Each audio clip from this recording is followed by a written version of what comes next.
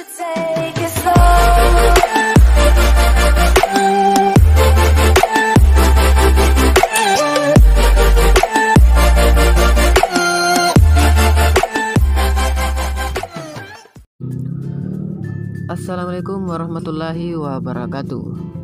Oke guys, kembali lagi dan bertemu lagi di channel saya SAHRUL CKN. Nah oke guys, jadi di video tutorial saya kali ini saya kembali lagi mengupload video tutorial tentang editing, yaitu berupa editing logo editor ya, menggunakan aplikasi Pixellab, yaitu dengan menggunakan HP Android kalian masing-masing. Ya, jadi untuk itu sebelum kita masuk ke video tutorialnya, alangkah baiknya bagi kalian yang belum subscribe channel ini untuk segera subscribe sekarang, karena subscribe itu gratis dan tentunya tidak akan ada ruginya. Dan jangan lupa juga untuk berikan like pada video ini jika kalian merasa bermanfaat, dan jangan lupa juga tentunya tinggalkan komentar kalian di bawah.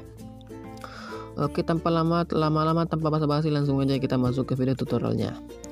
Nah, untuk tahap yang pertama di sini teman-teman silahkan dulu download full bahan yang sudah saya sediakan di deskripsi video ini, yaitu berupa logo ataupun fontnya ya. Jadi silahkan di download dulu full bahannya. Oke, jika merasa sudah download ya langsung aja kita di sini buka aplikasi Pixellabnya.